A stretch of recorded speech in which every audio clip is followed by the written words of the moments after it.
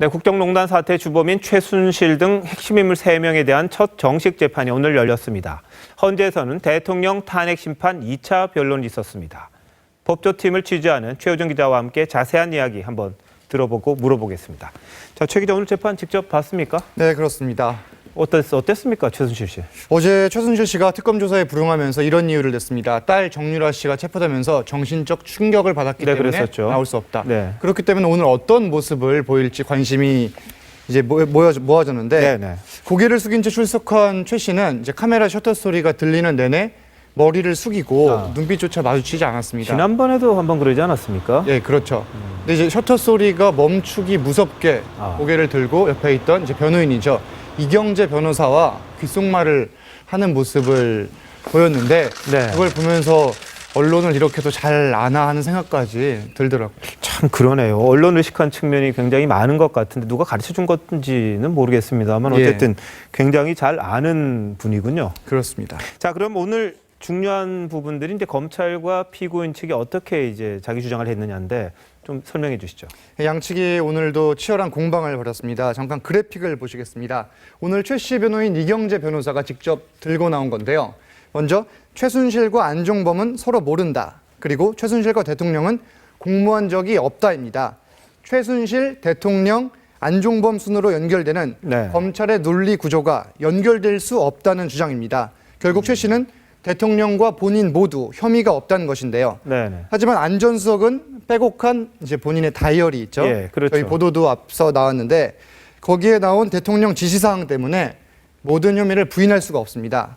이 때문에 박 대통령의 지시를 받아 일단 자신은 전경련에 모금을 지시만 했다라는 입장입니다. 대신 박 대통령이 정책적 차원에서 모금을 지시했다는 논리를 유도하면서 박 대통령이 최순실 씨의 부탁이나 청탁을 받았다는 고리를 끊고 있습니다.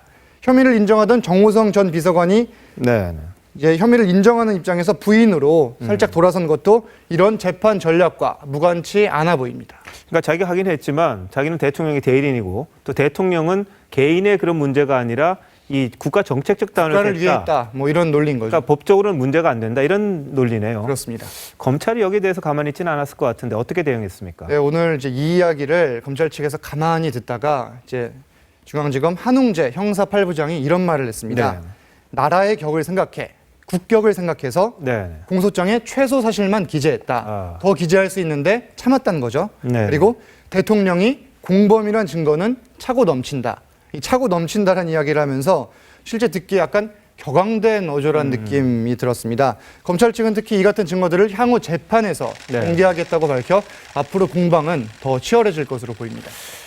자, 뭐 검찰이 뭘 갖고 있는지 모르겠습니다만 공개했을 땐 파장이 더 커지겠다 뭐 이런 취지네요. 예, 그럴 것으로 보입니다. 자, 그런데 정호선 전 비서관이 이제 지난번부터 진술을 조금 바꿉니다. 그리고 특히 이번에는 태블릿 PC, 그러니까 이 사건에서 뭐 어떻게 보면 대통령이 바로 사과하게 만든 이 태블릿 PC에 대해서 계속 문제 삼았다는데 어떤 내용입니까? 예, 대통령실뿐만 아니라 정씨 측에서도 오늘 태블릿 PC의 감정을 재차 요구했습니다. 이유로 최 씨가 관여했던 드레스덴 연설문의 파일이 해당 태블릿 PC의 운영 체제와 맞지 않는다는 주장입니다. 아, 그래요? 그리고 고영태 씨가 검찰에 따로 제출한 태블릿 PC가 있는데 이 또한 이제 고영태의 태블릿이 증거 가치가 없다고 검찰에서 주장을 하자 이제 정씨 측에서는 이유를 대보라며 날을 세우기도 했습니다.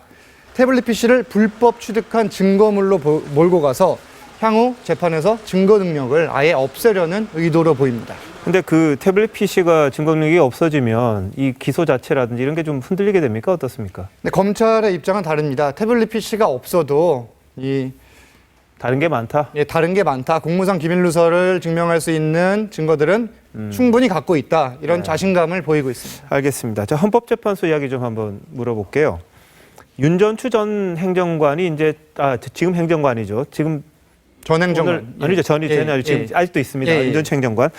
오늘 첫 출정을 했는데 눈길을 많이 끌었을 것 같습니다. 지난 청문회에서 나오지 않았기 때문에 오늘 어떤 발언을 할지 관심이 모아졌는데 일단 불리한 답변에 대해서는 모른다고 하면서도 일단 박 대통령을 지근거리에서 보조하면서 자신이 보고 들은 것들은 비교적 소상히 밝혔습니다.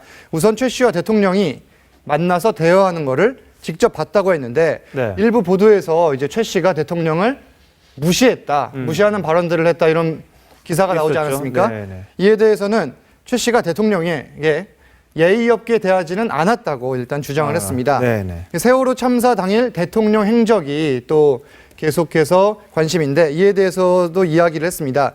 미용사들이 오전에 오지 않고 오후에 네. 왔다고 말을 했는데 이 부분이 중요한 게 뭐냐면은 해당 미용사들이 오전에 분명히 청와대로 출근을 했다고 밝혔는데 네.